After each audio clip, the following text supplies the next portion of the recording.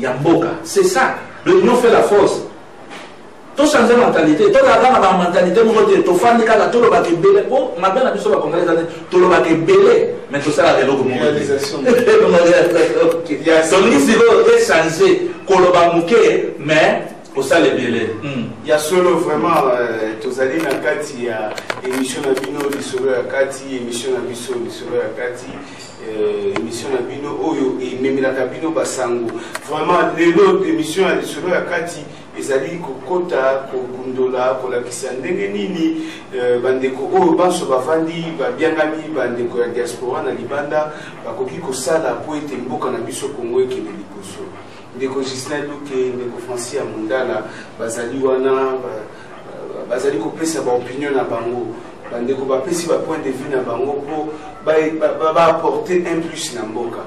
Bongo yo ndeko zwami na mboka mosusu. Eloko nini ozali kokanisa kosala pona mboka ya Congo. Lelo zala interpeller na émission Oyo, tant de sous et se présenter liboso na ona ngonga Oyo et rappeler vraiment rôle na yo na libanda ezali nini na kati ya nini ndeko Gisela Luke tozongi isi pa na yo rôle na yo na libanda vraiment pour na école Congo ezali nini. Bon, rôle na nga libanda ezali tout d'abord moni na ngamboka na ngai o samboka na ngai naza na mboka mosusu te bapapa bamama bandeko batobele bazali kuna meme biso awa bakongole tozali awa tozali na conversalité makasi namanda lelo na mboka oyo toza na bacadre congolais oyo bazali kodirige baentreprise ebele meme ya bacanadien awa tozali na baoyo babengi bamudia badirecteur awa bakongole oyo bazodirige meme baekole na banini awa tozali na bamaître karateka bamaître judoka donc soki tosali mwa cadre moko tobongisi nayebi soki makambo ya koinvestir na Congo ezali eloko moke bamoyen ezali mais bakokofacilite biso mwanene moke tokokita tokotoka bamoyen ezali bato bazali bakadre bazali awa mayele ezali moyen ezali tokozwa bainvestisseur awa toke na bango mpe na Congo basali mosala bakongole mpe basepele.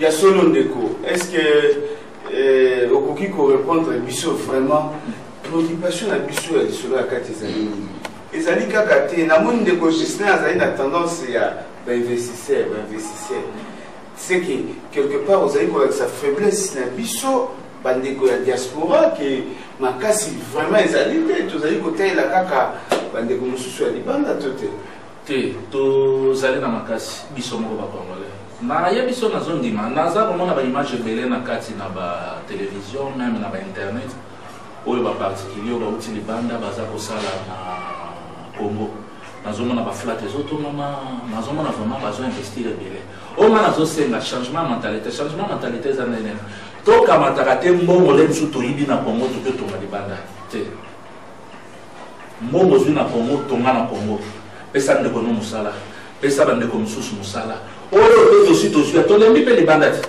il faut tozonga na mboka na biso tokende kotonga na mboka na biso bakongo bandundu kasai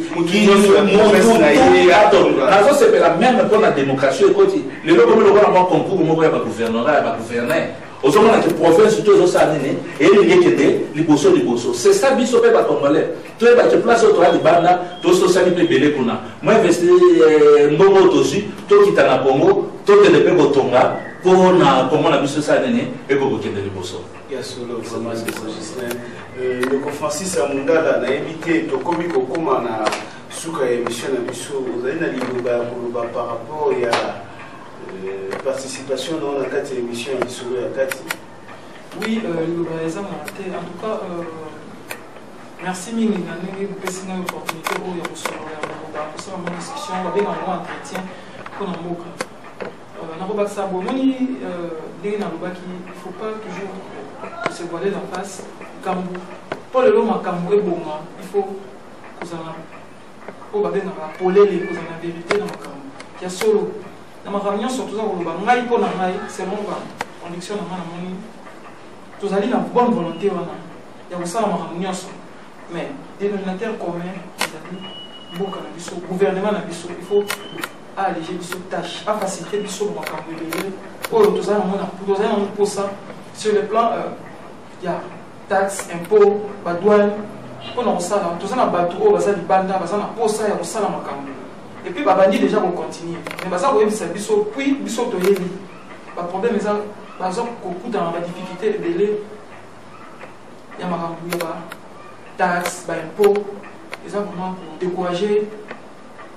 Oh la diaspora congolaise, oh bazali. Les biso tout ça d'Égypte, la moka est délai en poto, partout.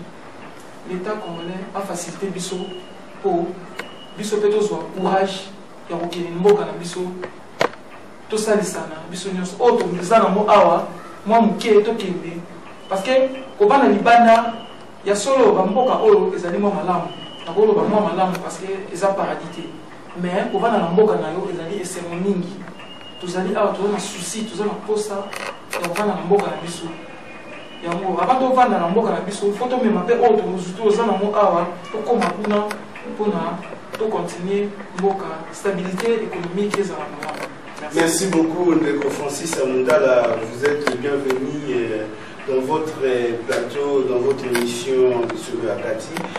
Papa Justin Loké, vraiment, ami chéri, émission sur Akati. Merci. Et c'est émission dans le alors, le Bananga Soukezaki, nous aussi vraiment Ndeko Papa Francis Aoutikoloba va faciliter vraiment la tâche mingi.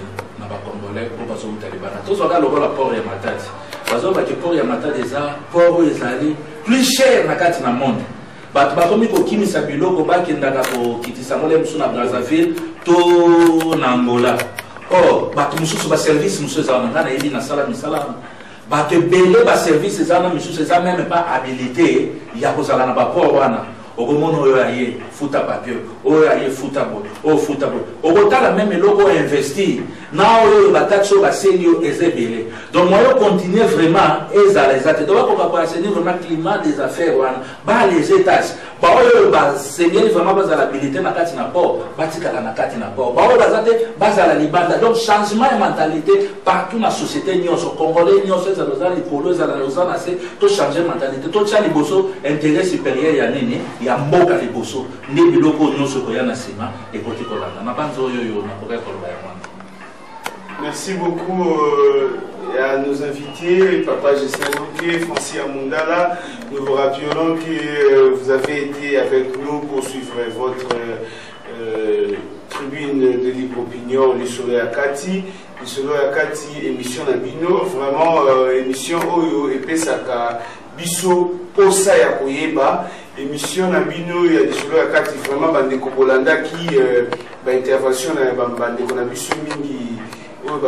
Na kati bolandi documentaire na biso en tout cas toko encourager ba projet oyo lokola projet ya ndeko na biso Mama Célestine ya ba investissement ya petite et moyenne entreprise disons ba genre ya ba biloko wana nde tolingi biso na kati ya lisolo ya kati ko encourager et puis bandeko banso oyo bazali kokomela biso tokozwa message na bino nyonso ezali le bienvenu na boîte email na biso pe ba contact na biso ezali koleka vraiment oyo alingi participation na ye na kati ya lisolo ya kati akomeli biso to pe abengi biso na nzela ya singa na tondi matondo mingi na baebanso basalisaki biso po ete émission eleka malamu na bana na biso bazali ntango nyonso komisa na biso esika komisa décor na mwana biso misi mpe na bandeko na ye bajimo na ye napesi mbote lisusu na mama siska oyo asalisaki biso na kobongisa to mpe mwa